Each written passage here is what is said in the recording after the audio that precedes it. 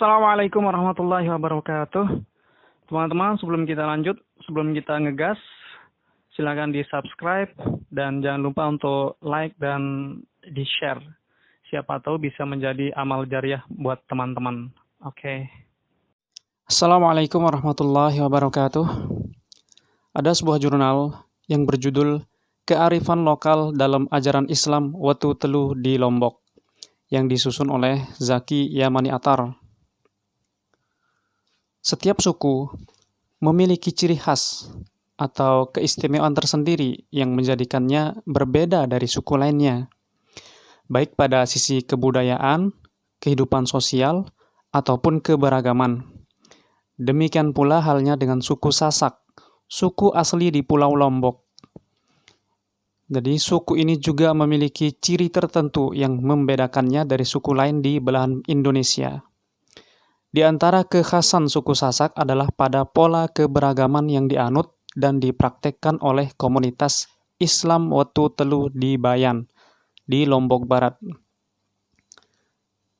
Di Bayan, di Lombok Utara. Mohon maaf. Di semenjak kurang 5 abad lampau, abad ke-16 Masehi, agama Islam telah terbumikan di Pulau Lombok dan dianut komunitas suku Sasak. Pembumiannya dipelopori oleh para propagandis Islam dari Jawa dan mengambil lokasi di desa Bayan. Dari sini, agama Islam tersosialisasikan ke hampir semua pelosok yang terhampar di Pulau Seribu Masjid ini, sehingga Islam menjadi satu-satunya faktor utama dalam seluruh aspek kehidupan. Walaupun desa Bayan sebagai mula pertama kedatangan Islam di bumi Gora ini, tetapi kemurnian doktrin Islam yang diyakini oleh komunitasnya sangat pantas dipertanyakan, terutama berkaitan dengan keberadaan komunitas Islam Watu Telu, yaitu golongan minoritas dari etnis Sasak, Lombok, penganut sistem kepercayaan sinkretik hasil kolaborasi antara doktrin Islam, Hindu, dan anasir animisme antropomorfisme. Islam menjadi sebuah faktor utama dalam masyarakat Lombok, karena hampir 95% dari penduduk kepulauan ini adalah orang Sasak, dan hampir semuanya Muslim. Seorang etnografis bahkan pernah mengatakan bahwa menjadi Sasak berarti menjadi Muslim. Meskipun pernyataan ini tidak seluruhnya benar, karena pernyataan ini menafikan eksistensi dan popularitas Sasak Boda. Sentimen itu dipegang bersama oleh sebagian besar penduduk Lombok karena identitas kesasakan begitu terjalin, berkelindan dengan identitas keislaman mereka. Meskipun Islam sudah lama diyakini oleh komunitas Sasak, secara keseluruhan, awal pembumian Islam di Pulau Seribu Masjid ini sesuram dan sekusut pembumian Islam di Nusantara. Hal ini sangat mungkin terjadi sebagai sikap ulama Indonesia dan juga di Lombok seperti yang dilansir oleh Bung Karno, yaitu para kiai dan ulama kurang dan bahkan dapat dikatakan tidak memiliki pengertian yang cukup tentang perlunya penulisan sejarah. Tidaklah mengherankan bila hal ini menjadi salah satu sebab sulitnya menemukan fakta tentang masa lampau Islam Indonesia. Dalam konteks Lombok, ketika berbicara tentang aspek keberagaman, terdapat dua tema penting yang permanen di seluruh sejarah Lombok. Pertama, kepulauan yang tidur dan terbelakang ini merupakan situs dari bermacam-macam inkursi yang mempengaruhi praktik-praktik dan kepercayaan komunitas Sasak. Kedua, ada seruan periodik namun konsisten terhadap purifikasi agama. Jelaslah bahwa perubahan-perubahan sosial, ekonomi, dan politik yang datang dari berbagai akibat dari inkursi-inkursi ini kadang memberi stimulan perasaan akan kebutuhan untuk memperbaharui agama. Berdasarkan data historis, pembumian Islam di Lombok diperkirakan terjadi pada abad ke-16 Masehi. Sebagaimana diakui secara umum oleh suku Sasak, desa Bayan merupakan pintu gerbang masuknya Islam ke daerah ini. Secara geografis, terdapat kenyataan yang mendukung pandangan di atas, yaitu wilayah Bayan, tepatnya 500 Masehi sebelah utara. Desa Bayan terdapat lautan luas dengan kondisi air yang tenang. Di tepinya terdapat hamparan pantai yang bernama Pelabuhan Cirik. Diperkirakan pelabuhan ini sebagai tempat bersandarnya armada yang digunakan oleh penyiar Islam pertama. Selain itu, dapat pula dikemukakan mitologi yang dipercaya oleh orang-orang Sasak, desa Bayan, bahwa nama desa ini, Bayan, diberikan oleh penyiar Islam pertama yang masuk ke daerah ini. Nama tersebut terambil dari kata bayan yang ada dalam kitab suci Al-Quran surat Ali Imran 138 yang berarti penerang. Tampaknya kata bayan dipakai untuk menamai tempat itu dengan harapan agar dapat memberikan penerangan melalui ajaran-ajaran Islam bagi kehidupan komunitas masyarakat di sana. Ada dua teori yang berkembang tentang masuknya Islam ke Pulau Lombok, yaitu menyatakan bahwa Islam masuk dari arah timur, dan teori ini yang menyatakan Islam masuk dari arah barat, yaitu Pulau Jawa. Teori pertama menyatakan bahwa Islam masuk bersamaan dengan datangnya para pedagang dari Gujarat ke Perla, Samudra Pasai. Datang pula seorang mubalik dari Arab yang bernama Syekh Nurul Rashid, yang kemudian dikenal dengan nama Ghaus Abdul Razak dengan tujuan berdakwah. Setelah mendapat berita dari Marco Polo dalam pengembaraannya keliling dunia yang sempat singgah ke Perla, namun tahun 1992 Masehi, sang mubalik tertarik kepada benua kanguru Australia. Setelah mendatangi benua tujuannya dengan berlayar, tampak tempat tersebut kurang menarik perhatiannya, maka akhirnya mengambil keputusan untuk kembali ke tempat semula. Dalam perjalanan pulang inilah sang mubalik melewati Selat Alas, perairan yang membelah Pulau Sumbawa dan Lombok, dan pada akhirnya mendarat di Kayangan. Dari Kayangan, beliau melanjutkan perjalanan melalui Laut Jawa dan mendarat di Pelabuhan Cirik, Desa Bayan. Rupanya di tempat ini, sang mubalik merasa sangat kerasan dan memutuskan untuk menetap dalam rangka mendakwahkan Islam. Hal ini sangat mungkin terjadi karena keramahan komunitas pribuminya dan keindahan panorama alamnya. Teori ini tampak bersesuaian dengan teori Gujarat yang dikonstruksi oleh Snow Hallgrange tentang pembumian Islam di Nusantara. Teori ini berpandangan bahwa Islam membumi di Nusantara melalui Gujarat. Berdasarkan data historis, hubungan dagang Indonesia-India telah lama terjalin, dan inskripsi tertua tentang Islam yang terdapat di Sumatera memberikan gambaran hubungan antara Sumatera dan Gujarat. Teori kedua menyebutkan bahwa orang yang membawa Islam masuk ke Lombok adalah Pangeran Songopati dan atau Sunan Prapen. Teori ini lebih banyak dibuktikan dengan fakta adanya kesamaan bahasa dan budaya Lombok dengan Jawa. Misalnya dua kalimat syahadat yang diartikan dalam bahasa Jawa sering dipergunakan di dalam upacara pernikahan komunitas Sasak Desa Bayan. Adanya tulisan sastra yang memakai daun lontar, berhuruf, dan berbahasa Jawa yang berisi ajaran-ajaran Islam. Adanya seperangkat gamelan sebagai instrumen pengiring kesenian tradisional Sasak yang sering digunakan pada acara Maulid Nabi Muhammad SAW, mirip acara Sekatenan Yogyakarta, dan juga adanya sebutan perabot-perabot agama yang diambil dari bahasa Jawa seperti ketib, orang yang membaca khutbah pada saat sholat Jumat dan sholat Id, mudin, yaitu muazin, dan libi, orang yang berfungsi untuk menikahkan dan membaca doa. Selain bukti-bukti historis di atas, dapat pula dipaparkan peninggalan-peninggalan sejarah di daerah ini. Ada beberapa naskah lama yang ditulis pada daun lontar dalam bahasa dan huruf Jawa kuno atau Kawi yang berisi ajaran tentang agama, tasawuf, dan fikih. Naskah-naskah tersebut bagi suku Sasak Desa Bayan dianggap sakral, oleh karenanya tidak boleh dilihat dan dipegang oleh sembarang orang kecuali pemangku adat. Ada juga sebuah kitab suci Al-Quran, tulisan tangan dan yang ditulis di atas kulit kambing.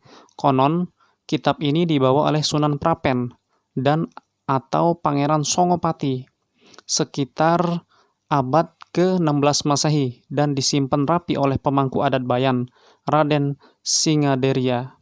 Selain itu, terdapat sebuah masjid kuno yang kabarnya sudah berusia 312 tahun. Melihat bukti-bukti di atas, Islam tampak sudah lama dianut oleh komunitas Sasak, proses pembumian Islam di wilayah ini cenderung bersifat penetration de Pacifico. Para penyiar Islam awal dalam menyampaikan dakwahnya lebih banyak menggunakan pendekatan kondisional. Artinya, ajaran-ajaran Islam yang didakwahkan disesuaikan dengan kondisi masyarakat pada saat itu. Adat istiadat atau kebiasaan-kebiasaan yang tidak sesuai dengan ajaran Islam tidak ditentang. Para penyiar Islam bersifat toleran, sehingga masyarakat Sasak pada saat itu tertarik untuk menerima dan menganut ajaran baru ini. Proses dakwah yang semacam di atas dalam perkembangannya kemudian melahirkan polarisasi keberagaman suku Sasak menjadi Islam Sunni dan Islam Watu Telu. Kedua istilah itu terutama oleh penganut Islam Sunni kemudian cenderung dipahami pejoratif, di mana Islam Sunni sebagai kelompok yang murni dan Watu Telu sebagai Islam yang menyimpang atau sinkretis. Oleh karena itu, kepercayaan Islam Watu Telu dipahami oleh masyarakat Muslim Sasak sebagai sistem kepercayaan sinkretik hasil kolaborasi doktrin agama Islam, dogma Hindu, dan anasir animisme dan antropomorfisme yang dianut oleh sebagian kecil komunitasnya. Tentunya kenyataan itu menjadi ironis, terutama jika dikaitkan dengan keberadaan Bayan sebagai pintu gerbang masuknya agama Islam. Sementara kemurnian ajaran Islam di sana masih dipertanyakan. Dalam paparan berikutnya banyak dijumpai kata-kata Islam Watu Telu. Karenanya penulis menyingkat istilah ini dengan menjadi IWT, Islam Watu Telu. Akar genealogis Islam Watu Telu. Komunitas Sasak yang tinggal di desa Bayan menganut agama Islam yang disebut dengan Islam Watu Telu.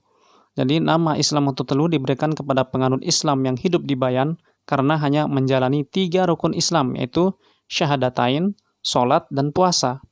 Versi lain menyebutkan, asal-usul Islam Watu Telu diambil dari filsafat kepercayaan komunitas ini. Dalam sistem kepercayaannya, fenomena alam mesti diinterpretasikan melalui 3 prinsip. Pertama, kehidupan terjadi bermula dari proses dilahirkan atau menganak, seperti manusia dan binatang yang melahirkan anaknya. Kedua, kehidupan terjadi karena proses penetasan, mentelok, seperti burung dan binatang lainnya. Ketiga, kehidupan yang terjadi karena proses pertumbuhan, mentiuk, seperti pohon-pohon dan tumbuhan-tumbuhan lainnya. Oleh karena itu, mereka memahami Islam melalui 3 prinsip dasar tersebut. Sebagaimana diakui oleh orang-orang Bayan, bahwa Islam di Lombok mula pertama diberikan oleh Sunan Prapen dan atau Pangeran Songopati. Pangeran ini memiliki 2 orang putra, yaitu Nur Cahaya yang sulung dan Nur Sada yang bungsu. Nur Cahaya diberi tugas untuk mengembangkan agama Islam sebagaimana yang diajarkan oleh Nabi Muhammad SAW. Sedangkan Nur Sada diberi tugas dan kewajiban untuk mengembangkan dan melestarikan adat istiadat sedemikian rupa sehingga sesuai dengan ajaran dan ketentuan agama Islam. Dari pengikut Nur Sada inilah berkembang ajaran Islam Watu Telu. Kedua putra pangeran itu mendapat pengikut yang banyak. Pada perkembangan berikutnya, pengikut Nur Cahaya mengalami berbagai musibah dan penyakit, sedangkan pengikut Islam Watu Telu hidup damai dan sejahtera. Melihat kondisi pengikutnya, Nur Cahaya datang kepada adiknya agar menolong pengikutnya supaya terhindar dari malapetaka tersebut. Akhirnya disepakati, Nur Sada sanggup menolong kakaknya, Nur Cahaya, dengan satu syarat agar seluruh pengikutnya beralih mengikuti ajaran Nur Sada. Sejak itulah konon muncul Islam Watu Telu. Selanjutnya diceritakan, Nur Sada mempunyai 3 orang putra dan putri, masing-masing bernama Pandita Guru, Putri Indra Buana, dan Putri Wisnu Kusuma. Pandita Guru diberi tugas dan kewajiban untuk memegang segala urusan yang bertalian dengan penghulu dan kiai, yang meliputi soal-soal Nabtu tahun 8, Nabtu bulan 12, Nabtu hari 7 siklus penanggalan agama yang diikuti oleh penganut Islam Watu Telu yang dianggap dapat membawa keberuntungan. Putri Indra Buana diberi tugas memegang urusan pemangku, petugas penjaga makam, meliputi soal-soal bila mana ada bagian terjadinya suatu bencana yang akan menimpa umat manusia dan upacara-upacara apa yang akan dilakukan manusia untuk menanggulangi bahaya tersebut. Sementara Putri Wisnu Kusuma diberi tugas untuk mengislamkan bumi, dalam arti mengisi upacara tersebut dengan bacaan-bacaan zikir. Ini dilakukan dengan sesaji, dalam bahasa Sasak, membangar. Upacara ini dilakukan misalnya untuk mendirikan rumah dan membuka ladang-ladang baru, mengislamkan adat ke dalam Islam, misalnya melakukan penghitanan, perkawinan, dan buang anu. Upacara tersebut 7 hari dari kelahiran anak. Sumber lain menyebutkan bahwa ungkapan watu telu berasal dari bahasa Jawa, yaitu metu saking telu, yakni keluar atau bersumber dari 3 hal, itu Al-Quran, hadis, dan ijma'. Artinya, ajaran-ajaran komunitas penganut Islam watu telu bersumber dari ketiga sumber tersebut.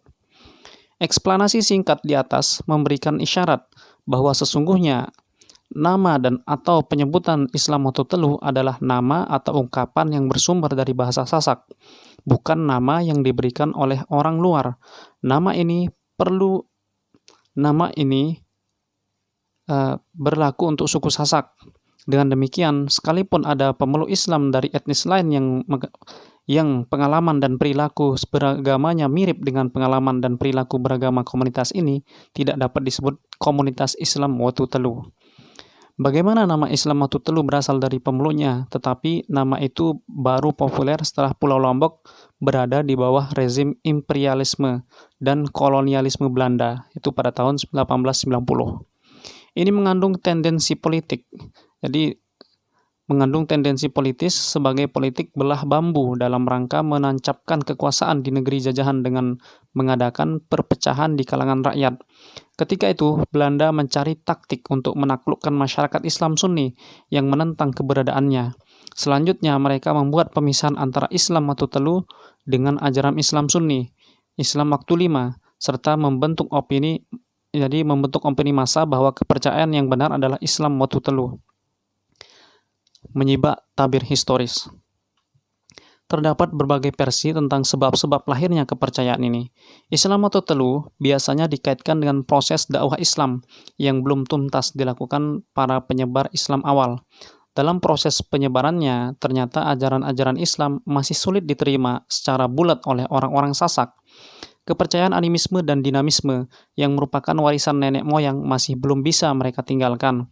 Dogma-dogma Hindu yang memiliki persamaan dengan kepercayaan terhadap nenek moyangnya juga masih dominan mewarnai perilaku hidup sehari-hari. Di sisi lain, para mubalik sebelum tuntas menyampaikan ajaran-ajaran yang dibawanya, mulai meninggalkan daerah ini untuk melanjutkan penyebaran Islam ke daerah-daerah yang lain, seperti Sumbawa dan Bima. Sebelum meninggalkan daerah ini, para mubalik mengangkat para kiai sebagai wakil mereka untuk menyampaikan ajaran-ajaran kepada umat atau suku Sasak. Para kiai hanya menyampaikan ajaran-ajaran yang mereka terima dari gurunya. Mereka tidak pernah memberikan interpretasi baru terhadap ajaran Islam untuk menjawab tantangan yang berasal dari fenomena kehidupan yang muncul dalam masyarakat. Hal ini terjadi barangkali disebabkan karena ketakutan, kepatuhan, dan atau ketidakmampuan kiai untuk memberikan penafsiran. Akibatnya, ajaran Islam yang baru dikenal oleh suku Sasak mengalami stagnasi. Suburnya perkembangan ajaran Islam watu telu didukung oleh kondisi pemerintahan. Para penguasa Hindu melakukan tindakan yang mengakibatkan terhambatnya pembinaan kehidupan agama Islam dan menyebabkan timbulnya penyimpangan-penyimpangan dari ajaran-ajaran Islam, seperti yang terdapat dalam Al-Quran dan Al-Hadis. Upaya-upaya untuk mengaburkan ajaran Islam dilakukan melalui cara-cara diskriminatif antara masyarakat penganut agama Hindu dan Islam. Perjudian dipaksakan di setiap desa, para tokoh masyarakat dan tokoh agama difitnah, serta setiap wanita Sasak yang kawin dengan laki-laki Hindu dipaksa untuk mengikuti agama suaminya. Penguasa menekan orang-orang yang akan menunaikan ibadah haji sehingga orang-orang yang naik haji menjadi sangat sedikit jumlahnya. Sebab lain yang melatar belakangi lahirnya Islam Watu Telu adalah metode yang digunakan oleh para kiai dalam menyampaikan ajaran-ajaran Islam. Dalam menyebarkan agama Islam, para kiai selalu berpegang teguh kepada peraturan-peraturan atau ajaran-ajaran agama, namun tanpa merusak adat istiadat penduduk setempat. Bahkan sebaliknya, mereka berusaha untuk mewarnai adat istiadat setempat dengan ajaran-ajaran Islam. Namun usaha ini tidak berhasil dilakukan oleh para kiai. Penduduk setempat tetap berpegang teguh pada tradisi lama, baik pada saat para kiai masih berdiam di daerah ini maupun setelah meninggalkannya. Asas toleransi dan metode kondisional dengan tidak meninggalkan tradisi lama ini menimbulkan persepsi bahwa ajaran Islam tidaklah beda dengan kepercayaan nenek moyangnya. Didukung dengan tidak adanya pembinaan secara kontinu terhadap pemahaman ajaran Islam, mereka berusaha mengombinasikan sinkretisme antara sistem kepercayaan lama dengan Islam. Salah satu bentuk kombinasi ini muncul dalam bentuk sistem kepercayaan Islam Watu Telu. Versi lain menyebutkan bahwa setelah Islam mulai masuk ke dalam kehidupan masyarakat Sasak Desa Bayan, penyebaran agama Hindu kembali gencar dilakukan. Seorang pendeta bernama Dangkian Nirata dari kasta Brahmana diutus oleh Raja Bali untuk menyebarkan agama Hindu. Dia mencoba meramu ajaran Islam, Hindu, dan kepercayaan lama menjadi satu. Sejak itulah kepercayaan Islam Watu Telu tumbuh di kalangan suku Sasak Desa Bayan. Ajaran-ajaran Dangkian itulah yang kemudian menjadi ajaran pokok Islam Watu Telu, seperti memulihkan kembali adat istiadat yang bersangkut paut dengan pemujaan dan penyembahan kepada dewa-dewa dengan perantaraan pemangku adat. Penyembahan terhadap Nabi Muhammad SAW tetap diadakan dan dilakukan, sedangkan apa yang berkaitan dengan khitanan tetap dipakai oleh anggota masyarakat laki-laki, dan orang laki-laki tidak perlu sholat setiap hari. Bagaimanapun juga kewajiban itu hanya ada pada kiai di masjid, yang menurut peraturan hanya ada 3 kali, yaitu sholat Idul Fitri dan Idul Adha, dan sholat Jumat dan sholat jenazah. Berdasarkan alasan-alasan bahwa sholat yang dilakukan hanya 3 macam, maka kepercayaan tersebut dinamakan Islam Watu Telu. Kewajiban-kewajiban lain yang diwajibkan oleh Islam dihapuskan seperti haji dan zakat. Banyak suara sumbang yang dilontarkan terhadap sistem kepercayaan IWT atau Islam Watu Telu ini. Satu di antaranya adalah yang mengadakan bahwa kepercayaan tersebut didasarkan atas kemudahan. Akan tetapi, tidaklah dapat dikatakan bahwa komitmen penganut Islam Watu Telu terhadap kepercayaannya semata-mata untuk mengambil aspek kemudahannya. Begitu juga faktor ekonomi. Kesibukan mencari dan memenuhi kebutuhan hidup tidak dapat dijadikan alasan untuk itu, karena rata-rata penduduk di daerah ini sudah memiliki pekerjaan berupa penggarapan tanah pertanian yang hasilnya dapat memenuhi kebutuhan hidup sehari-hari. Walaupun gaya hidup mereka tampak bersahaja, namun untuk memenuhi kebutuhan sehari-hari tidaklah terlalu sulit, bahkan sudah tersedia sejak beberapa waktu sebelumnya. Dari realitas kehidupan ini, dapatlah disimpulkan bahwa suku Sasak di Desa Bayan menganut Islam Watu Telu semata-mata karena ketakutan, ketaatan, dan ketidakmampuan mereka untuk memberikan interpretasi terhadap ajaran-ajaran yang telah diberikan oleh guru mereka sejak awal. Di samping itu, mereka sama sekali menolak pembaharuan-pembaharuan yang dilakukan oleh tokoh-tokoh Islam. Menurut mereka, agama Islam yang benar adalah agama yang mereka pegang. Pola kepemimpinan patriot klien. Secara umum, komunitas Islam Watu Telu mengaku dirinya orang Islam, tetapi mereka tidak pernah melakukan tugas dan kewajiban-kewajibannya selaku Muslim. Kewajiban-kewajiban tersebut hanya dibebankan kepada kiai atau guru. Kondisi demikian menimbulkan suatu pemahaman baru pada orang Sasak Desa Bayan bahwa seluruh kewajiban agama dibebankan kepada kiai atau yang sering disebut guru. Mereka inilah yang akan memikul segala risiko dan tanggung jawab di hari kemudian. Oleh karena itu, para kiai di lingkungan pemeluk Islam Watu Telu mempunyai status sosial yang lebih tinggi, sangat dihormati dan disegani oleh masyarakat. Segala perintahnya harus ditaati dan dipatuhi. Barang siapa yang berani membangkang atau menyinggung perasaan seorang kiai, malah petaka akan menimpa dirinya dan seluruh anggota keluarganya. Mereka akan diasingkan dalam setiap pertemuan banjar agama. Mereka akan selalu diasingkan ataupun dalam upacara-upacara adat. Hukuman atau sanksi ini bisa dihapus setelah terlebih dahulu orang yang bersangkutan mengadakan upacara selamatan. Upacara selamatan ini bukan sebagai penebus dosa, akan tetapi sebagai langkah awal untuk melakukan rehabilitasi terhadap nama baik dalam kehidupan masyarakat. Bagi masyarakat awam yang bukan kiai, tidak ada kewajiban untuk melakukan sholat dan puasa. Mereka tidak belajar membaca Al-Quran, sebab orang yang baca Al-Quran harus bersih dan suci. Sementara mereka yang kotor, orang-orang dari golongan ini yakin akan masuk surga. Asal melakukan segala yang diperintahkan oleh kiai mereka yakin akan masuk surga, seperti mengadakan selamatan dan mengeluarkan sedekah kepada para kiai. Dalam sistem kepercayaan Islam Telu, membaca Al-Quran hanya perlu dilakukan pada waktu-waktu tertentu saja, seperti dalam bulan puasa dan upacara selamatan orang yang meninggal dunia. Selanjutnya mushaf Al-Quran dan kitab hadis hanya menjadi barang keramat yang disimpan di bumbungan atap rumah. Pengertian memuliakan Al-Quran dan hadis bukanlah mengamalkan isinya, tetapi menempatkannya di tempat yang paling tinggi. Ukuran kesucian manusia menurut sistem kepercayaan Islam Telu adalah apabila seseorang telah memangku jabatan sebagai kiai atau guru. Oleh karenanya, para kiai atau guru selalu dianggap sebagai manusia yang suci, maksum. Pengangkatan atau penunjukan kiai baru didasarkan atas wasiat dari kiai sebelumnya, bukan atas pemilihan atau sistem demokrasi.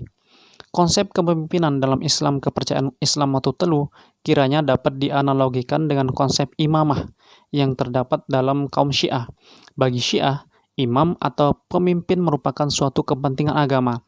Tanpa adanya seorang imam, bukan saja dunia ini akan hancur, bahkan dunia ini sendiri tidak pernah ada. Imam juga merupakan wakil Tuhan di bumi. Jika tidak ada imam, tak akan ada penyembahan kepada Tuhan di bumi. Sebab cara penyembahan kepada Tuhan haruslah belajar dari imam. Hanya dengan perantara seorang imam sajalah Tuhan dapat dikenal. Inilah yang mereka maksudkan dengan tanpa kehadiran seorang imam di bumi, maka dunia ini akan hancur. Mereka berpendapat bahwa imam adalah seorang yang maksum, suci dari dosa. Estafeta kepemimpinan dalam Syiah menganut teori hak legitimasi berdasarkan hak suci Tuhan, the divine right of God. Oleh karena itu, seseorang yang memangku jabatan imam haruslah berdasarkan nas dan wasiat. Doktrin ritual keagamaan. Komunitas Islam Telu percaya kepada rukun Islam walaupun tidak sama dengan yang dipercaya oleh komunitas Islam 5. Mereka hanya mengaku 3 rukun Islam, yaitu 2 kalimat syahadat, sholat, dan puasa. Sedangkan zakat dan haji ditinggalkan. Rukun Islam yang pertama hanya diucapkan pada saat upacara perkawinan, sedangkan sholat yang diakui dan dilaksanakan adalah sholat Jumat. Yang dimaksud dengan sholat Jumat adalah sholat Idul Fitri dan Idul Adha, serta sholat jenazah. Demikian halnya dengan puasa. Mereka menjalankannya tidak seperti layaknya umat Islam pada umumnya.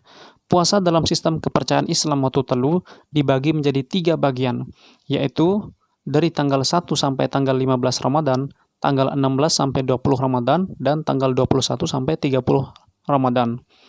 Pokok-pokok ajaran yang berkaitan dengan ritual keagamaan ini tampaknya memang cukup sederhana. Hal ini tidak lepas dari metode yang digunakan para penyiar Islam awal dalam menyampaikan ajaran Islam yang disesuaikan dengan kondisi masyarakat pada masa itu. Mereka hanya menyampaikan hal-hal yang dapat dilaksanakan secara langsung dalam kehidupan sehari-hari, sedangkan ajaran-ajaran yang memiliki persyaratan dan tuntunan-tuntunan yang berat, seperti haji dan zakat tidak atau belum mereka sampaikan kepada umat. Setelah para mubalik itu meninggalkan daerah ini, tidak ada interpretasi baru terhadap ajaran Islam untuk menjawab tantangan yang berasal dari fenomena kehidupan yang muncul dalam kehidupan masyarakat, menyebabkan kondisi ini berlanjutan hingga sekarang, yaitu dalam komunitas Islam Telu. Praktik keagamaan Islam Telu. Komunitas Islam Telu mengakui 2 kalimat syahadat sebagai rukun Islam pertama. 2 kalimat syahadat tersebut sama dengan yang diyakini oleh umat Islam, yaitu syahadat tauhid yang merupakan pengakuan terhadap keesaan Tuhan, dan syahadat Rasul yaitu pengakuan tentang eksistensi Nabi Muhammad sebagai utusan Allah. Setelah pembacaan 2 kalimat syahadat dalam lafal bahasa Arab, selalu diikuti dengan terjemahan dalam bahasa Jawa. Syahadat tersebut berbunyi sebagai berikut. asyhadu an la ilaha illallah wahdahu asyhadu an la ilaha illallah wa asyhadu anna Muhammadar Rasulullah. Weruh insun nora ana pangeran liyani Allah, lan weruh insun setuhune Nabi Muhammad utusan Allah. Artinya saya bersaksi tiada Tuhan selain Allah, dan saya bersaksi Nabi Muhammad adalah utusan Allah. Pembacaan dua kalimat syahadat ini dilakukan hanya pada waktu perkawinan. Komunitas Islam Batu Telu di Desa Bayan mengenal istilah merari, mencuri anak perawan. Merari merupakan proses yang harus dilalui oleh seorang pemuda yang ingin menikahi seorang gadis. Jika seseorang pemuda Bayan senang terhadap seorang gadis dan ingin meneruskan hubungan ke jenjang pernikahan, pemuda tersebut harus melakukan merari. Pada hari yang ditentukan oleh kedua keluarga mempelai, dicurilah gadis tersebut dari rumah orang tuanya, kemudian dibawa ke sebuah tempat yang telah disepakati. Di tempat itu si gadis disimpan. Pada hari ketiga barulah diadakan upacara pernikahan yang dipimpin oleh kiai untuk mengesahkan mereka sebagai suami istri. Praktik keagamaan dalam upacara pernikahan juga mengenal istilah tobat kakas dan tobat sah. Pada tobat kakas langsung diadakan akad nikah, dan khutbah nikah biasanya diambil dari fatwa kiai. Dalam upacara ini yang bertindak sebagai wali dalam pernikahan adalah orang tua mempelai laki-laki. Ini berbeda dengan upacara pernikahan yang umumnya dilakukan oleh umat Islam, di mana yang bertindak sebagai wali adalah orang tua dari mempelai wanita. Perwalian dalam komunitas Islam Batu Telu dimaksudkan sebagai penyerahan mempelai laki-laki kepada kiai. Selanjutnya, akad nikah dalam upacara tobat kakas sudah dianggap resmi atau sah. Dengan demikian, kedua mempelai boleh bergaul sebagaimana layaknya suami istri. Tobat sah merupakan rangkaian upacara pernikahan yang dilakukan secara tobat kakas. Tobat sah merupakan acara akad nikah antara suami istri, di mana yang bertindak sebagai wali adalah orang tua dari pihak perempuan. Akan tetapi perwalian tersebut tidak menentukan sahnya akad nikah itu, sebab sudah dilakukan pada acara tobat kakas. Acara tobat sah ini dilakukan setelah 3 tahun berselang dan setelah memenuhi persyaratan berupa sorong serah, yaitu suatu upacara untuk meresmikan mempelai wanita menjadi anggota keluarga dan mempelai laki-laki yang berfungsi untuk menentukan status sosialnya. Tata cara aji krama dalam upacara sorong serah adalah saat di mana pengantin laki-laki menyerahkan sejumlah barang bawaan, yaitu uang penyorong. Jumlahnya ditentukan oleh kedua belah pihak. Sebuah kotak yang berisi kain-kain untuk diberikan kepada mempelai wanita, senjata tajam, tumpun wirang, sepotong kain untuk membungkus uang penyorong, yaitu pengosap malap, dan penginang, puan berisi kapur, sirih, dan tembakau. Upacara sorong serah ini memiliki arti penting, karena itu harus disaksikan oleh segenap keluarga, sahabat, dan pamong desa. Biasanya, upacara ini dirayakan secara besar-besaran dengan penjamu segenap yang hadir dengan hidangan. Oleh karenanya, upacara ini selalu dilaksanakan di rumah pamong desa. Komunitas Islam Batu Telu juga melaksanakan rukun Islam yang kedua, yaitu ibadah sholat. Sholat yang dipraktikkan oleh komunitas ini disebut dengan sholat Jumat, yaitu sholat pada hari raya Idul Fitri, Idul Adha, dan sholat jenazah. Sholat Jumat yang dimaksud oleh penganut kepercayaan Islam Batu Telu bukanlah sholat Jumat sebagaimana layaknya yang dilakukan oleh umat Islam, melainkan sholat fardu yang 5, yaitu Isya, Subuh, Zuhur, Asar, dan Maghrib. Namun yang dilaksanakan oleh kiai-kiai Islam Batu Telu adalah sholat Asar, Maghrib, dan Isya. 3 sholat yang dikerjakan tersebut merupakan sholat-sholat yang diterima pertama kali dari kiai, sedangkan 2 sholat fardu yang lain, Subuh dan Zuhur, ditinggalkan karena tidak pernah diajarkan. Sholat pada waktu hari Lebaran, Idul Fitri, dan Idul Adha juga dilaksanakan, tetapi ternyata waktu atau hari-hari dari kedua sholat ini, yaitu 2 sholat hari raya kedua tersebut, tidak jatuh pada tanggal 1 Syawal untuk Idul Fitri, dan tidak jatuh pada tanggal 10 Zulhijjah untuk hari raya Idul Adha menurut perhitungan bulan Islam, melainkan mundur 4 hari sehingga untuk hari raya Idul Fitri jatuh pada tanggal 4 Syawal dan untuk hari raya Idul Adha jatuh pada tanggal 14 Zulhijjah. Menurut Raden Singaderia, setelah bulan puasa habis, bulan baru pada permulaan bulan Syawal belum langsung terlihat. Komunitas Islam Batu Telu menyebut saat ini kudus. Pada hari yang kedua bulan dapat terlihat, tetapi bulan tidak tampak karena terhalang oleh pegunungan sebelah timur Gunung Rinjani. Orang Bayan menyebut saat ini adalah Arab, hari ketiga, bulan tepat berada di atas bukit. Saat ini disebut jiwa. Adapun kudus berarti akan, Arab berarti ada, dan jiwa berarti kenyataan. Jadi, akan ada kenyataan. Artinya suatu kenyataan yang akan dihadapi manusia, yaitu melaksanakan sholat hari raya Idul Fitri, yang merupakan puncak kemenangan atas cobaan-cobaan yang dihadapi di saat bulan puasa. Ketentuan inilah yang kemudian berlaku untuk komunitas Islam Watu Telu di Desa Bayan. Oleh karena itu, ditinjau dari ajaran Islam, sholat Idul Fitri dan Idul Adha yang mereka kerjakan tidak dapat disebut sebagai hari raya, karena tidak jatuh pada tanggal 1 Syawal dan tanggal 10 Zulhijjah menurut perhitungan bulan Komariah. Macam sholat yang lain yang dilakukan oleh penganut Islam Watu Telu adalah sholat jenazah, yang biasanya dilakukan di rumah keluarga yang meninggal, baik secara sendiri atau secara berjamaah. Akan tetapi, seringkali sholat jenazah juga dilakukan di kuburan, sebelum jenazah diturunkan ke liang lahat. Dalam prakteknya, sholat-sholat yang diakui oleh penganut kepercayaan Islam Watu Telu sama seperti halnya dengan pelaksanaan sholat yang dilakukan oleh umat Islam pada umumnya.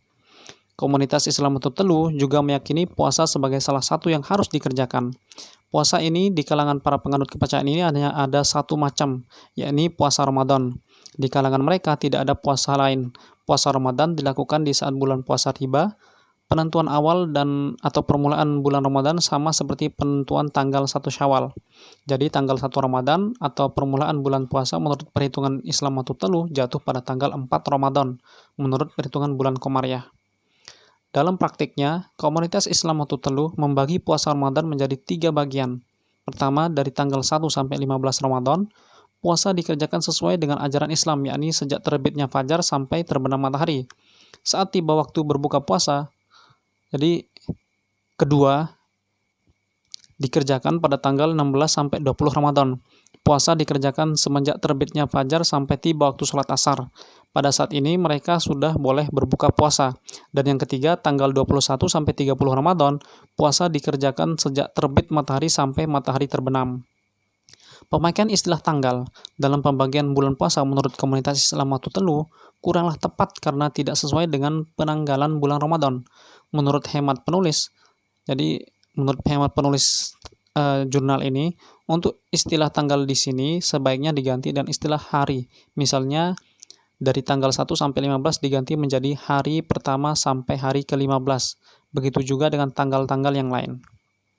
Versi lain menyatakan, komunitas Islam Watu Telu melakukan puasa cukup hanya 9 hari, yakni 3 hari berturut-turut pada awal bulan, 3 hari berturut-turut pada pertengahan bulan, dan 3 hari berturut-turut pada akhir bulan. Jumlah hari-hari dalam bulan puasa selalu 30 hari. Dalam menjalankan puasa, komunitas Islam Watu Telu memiliki pantangan-pantangan, antara lain tidak boleh melakukan pekerjaan, tidak boleh berkata dusta, dan tidak boleh keluar rumah. Segala kewajiban puasa sepenuhnya diserahkan kepada para kiai, sedangkan orang-orang yang biasa tidak dikenai kewajiban karena dianggap tidak suci. Ukuran kesucian bagi komunitas ini adalah apabila seseorang telah memangku jabatan sebagai kiai atau guru. Doktrin kemasyarakatan. Pokok-pokok ajaran tentang kemasyarakatan sebenarnya tidak lebih merupakan acara seremonial. Upacara kemasyarakatan tersebut terdiri dari 4 macam, yaitu upacara negara, upacara pertanian, upacara desa, dan upacara menurut siklus penanggalan agama. Pertama, upacara negara. Bagi suku Sasak Desa Bayan yang masih berpegang erat kepada adat istiadat nenek moyang, seperti komunitas Islam Watu Telu, hampir setiap aktivitasnya diawali dengan upacara. Upacara yang diikuti oleh semua penduduk disebut sebagai upacara negara, yang dipimpin oleh pemangku. Upacara negara ini terdiri dari pesta alip.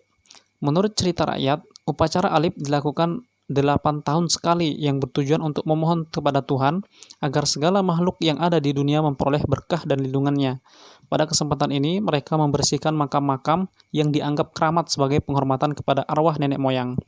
Upacara ini dari pesta alip Gama yang bertujuan untuk memugar dan memulihkan tempat-tempat yang dianggap suci seperti makam dan makam reak, dan pesta alip Luwir Gama yang bertujuan memangar dan memulihkan Gedeng Daya dan Gedeng Lau, yaitu 2 buah tempat suci yang ada di Bayan Utara dan Selatan.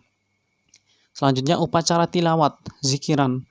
Upacara ini berupa bacaan-bacaan zikir yang dilakukan setelah pesta Alif selesai, yang bertujuan untuk memohon kepada Tuhan agar diberi keselamatan untuk waktu-waktu yang akan datang, petunjuk pada jalan yang benar, terhindar dari segala kebencana dan bahaya, ampunan atas dosa yang telah diperbuat, dan rezeki yang berlimpah. Selanjutnya upacara ngaji makam ngaturang ngulak kayu. Upacara ini merupakan salah satu rangkaian upacara negara yang diikuti oleh seluruh penduduk desa. Diadakan setahun sekali sebagai rasa syukur kepada Tuhan sehubungan dengan hasil-hasil pertanian yang diperoleh pada tahun-tahun sebelumnya. Di samping itu diadakan ziarah kubur untuk menghormati arwah nenek moyang. Upacara wiwitan. Upacara ini dilakukan pada saat terjadi bencana dan malapetaka yang menimpa kehidupan manusia, dengan tujuan untuk memohon perlindungan kepada Tuhan. Upacara ini dilaksanakan dengan cara mengadakan sholat di masjid yang diikuti oleh seluruh kiai. Setelah upacara ini selesai, maka disajikan hidangan yang diperuntukkan kepada arwah nenek moyang. Selanjutnya upacara pertanian. Upacara ini diadakan menjelang musim tanam tiba, yang merupakan sumber utama desa Bayan. Upacara ini terdiri dari upacara memangar dan turun bibit. Pertama, memangar. Suku Sasak di desa Bayan mayoritas hidup berladang. Pada saat hendak membuka ladang baru dan membangun rumah, terlebih dahulu harus dibangar, dimantra. Upacara ini dipimpin oleh pemangku bumi, orang yang bertugas memimpin acara pertanian. Ini dimaksudkan untuk memohon perlindungan kepada Tuhan agar bibit tanaman yang akan ditanam dapat membuahkan hasil yang baik.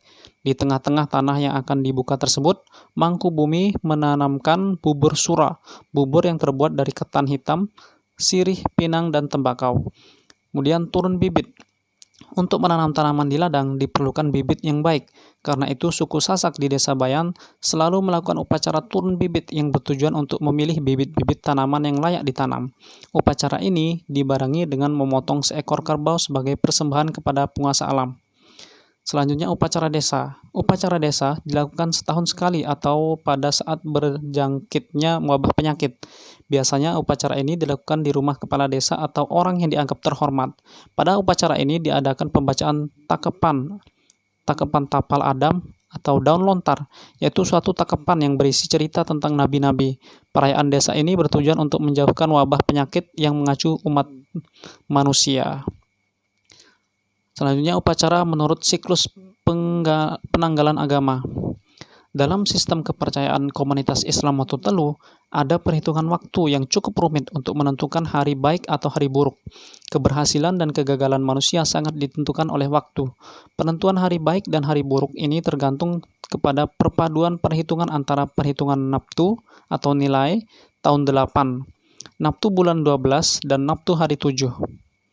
Apabila mereka merencanakan sesuatu seperti upacara, pesta, atau mulai turun ke sawah serta musim panen, selalu memperhatikan waktu-waktu tersebut.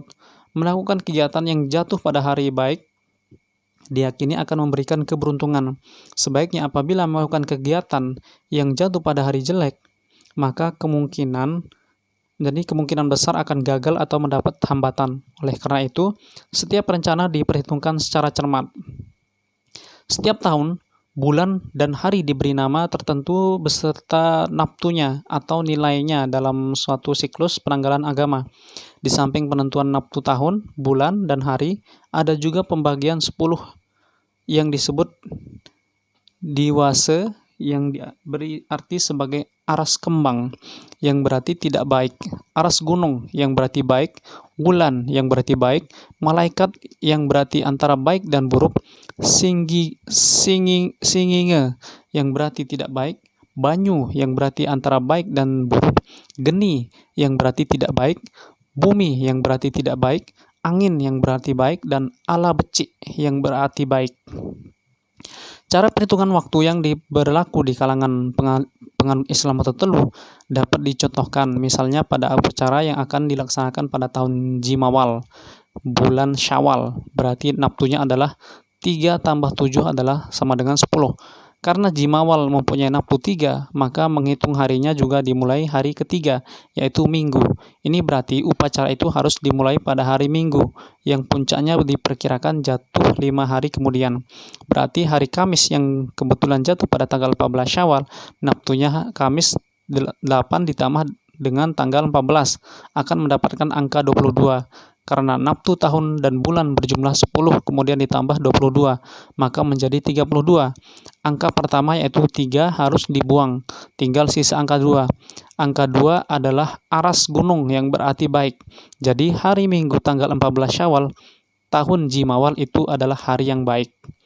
Tabel-tabel berikut merupakan pedoman siklus penanggalan agama dan penentuan naftu tahun, bulan, dan hari. Jadi ada namanya alif, ehe, jimawal, c, dal, p, wan, jimahir. Ini perlu pembelajaran khusus. Kalau untuk seperti ini tidak wajib ya.